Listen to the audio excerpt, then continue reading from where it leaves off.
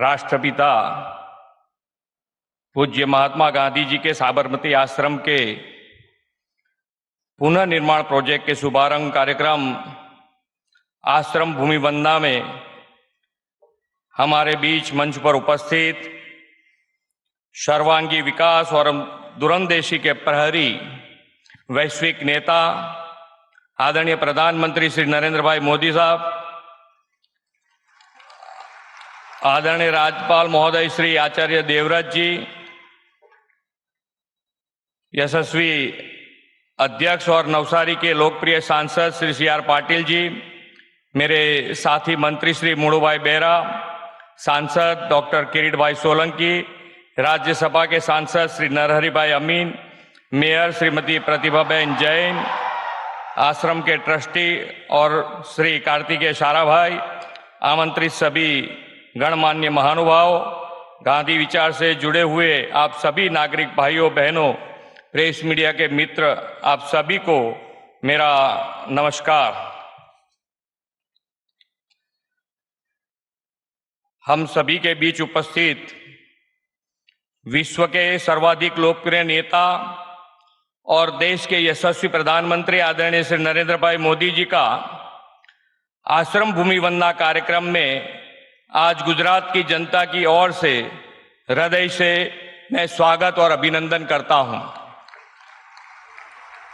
पूज्य बापू ने जिस भूमि से 12 मार्च 1930 के दिन दांडी कूच शुरू कर ब्रिटिश सरकार की नींव हिलाई थी, आज उसी भूमि पर 12 मार्च की हे दिन के अमृत काल में प्रधानमंत्री जी की प्रेरणा से साबरमती आश्रम पुनर्विकास प्रोजेक्ट का शुभारंभ होने जा रहा है।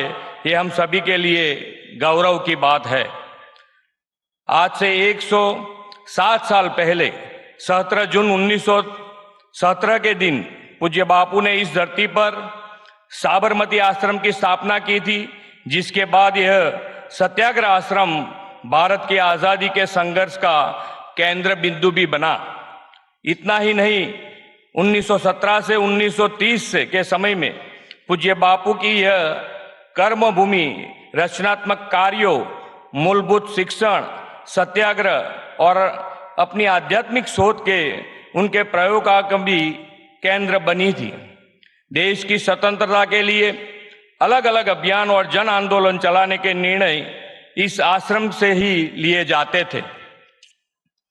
यह कितनी बड़ी बात है कि इस पुण्य धरती से उपजे आंदोलन ने हमारी आजादी के सपनों को साकार करने का काम किया है। यह आश्रम सही मायने में हम सभी के लिए आधुनिक भारत का तीर्थ स्थल है। आज जिसे लोग गांधी आश्रम के नाम से जानते हैं, वो सिर्फ 5 एकड़ में फैला मूल आश्रम है, जिसे स्मारक के रूप में संजो कर रखा गया है।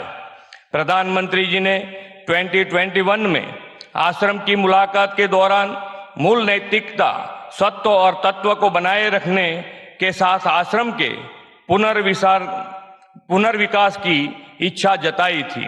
प्रधानमंत्री जी के विचार है कि यह आश्रम सिर्फ गांधी मेमोरियल न बना रहे, बल्कि यह गांधी जी के विचारों, आदर्श और मूल्यों को पूरे विश्व भर में फैलाने का भी माध्यम बने। इस विचार को साकार करते हुए आज प्रधानमंत्री जी गांधी आश्रम पुनर्विकास प्रोजेक्ट को शुभारंभ करने जा रहे हैं। 1200 करोड़ रुपए की लागत से इस प्रोजेक्ट का विस्तार 55 एकड़ में किया जाएगा। इसके लिए केंद्र सरकार की ओर से मिलने वाली आर्थिक मदद के लिए प्रधानमंत्री जी का मैं तहे दिल से आभार व्यक्त करता हूं। पिछले कई वर्षों से आश्रम की भूमि पर कुछ ट्रस्टों की कामगिरी चल रही थी और आश्रम वासियों के अनेक परिवारों यहां रहते थे। इनके सहयोग के बिना इस रीडेवलपमेंट प्रोजेक्ट का होना संभव नहीं था। मैं आज इस अवसर पर सभी ट्रस्टी और आश्रम वासियों का बहुत बहुत आभार व्यक्त करना चाहता हूं। खास बात यह है कि इस पूरी प्रोसेस में लैंड एक्विजिशन लॉ की कोई जरूरत ही नहीं पड़ी। आपसी सहयोग और विश्वास के साथ बातचीत करने हमने इसका समाधान निकाला। आप सभी के सहयोग और पूज्य बापू के प्रति आपका आदर भाव के कारण यह प्रोजेक्ट समय पर शुरू होने जा रहा है। मैं एक बार फिर आश्रम के रीडेवलपमेंट प्रोजेक्ट के सहयोग के लिए सभी आश्रम वासियों और ट्रस्टी का बहुत बहुत आभार व्यक्त करता हूं। आज के इस अवसर पे इस बात का विशेष उल्लेख करना चाहूंगा कि प्रधानमंत्री जी ने आजादी के अमृत महोत्सव के अवसर पर एक भारत श्रेष्ठ भारत और विश्व गुरु भारत की जन चेतना को जगाने के उद्देश्य के साथ 12 मार्च 2021 के दिन दांडी मार्च को प्रस्थान कराया था और आज आजादी के अमृत काल में गांधी जी को समर्पित आश्रम रीडेवलपमेंट प्रोजेक्ट भी माननीय प्रधानमंत्री जी की शुरू किए जा रहे हैं। यह प्रोजेक्ट महात्मा गांधी के विचारों, आदर्शों, उपदेशों और सिद्धांतों को वर्तमान और भावी पीढ़ी के बीच सदा सर्वदा जीवन करने का काम करेगा। विकास भी और विरासत भी कि नरेंद्र भाई की गारंटी के साथ आज देश विकसित भारत बनने की ओर आगे बढ़ रहा है। विकसित भारत के लिए गुजरात ने भी विकसित गुजरात का संकल्प लिया है और साबरमती आश्रम का यह रीडेवलपमेंट प्रोजेक्ट हमारी इसी विरासत के गौरव को और बढ़ाएगा। इस विश्वास के साथ मैं फिर एक बार आदरणीय प्रधानमंत्री जी और आप सभी महानुभावों का स्वागत और अभिनंदन करते हुए अपनी वाणी को विराम देता हूं। भारत माता की जय। वंदे मातरम। जय जय गरवी गुजरात।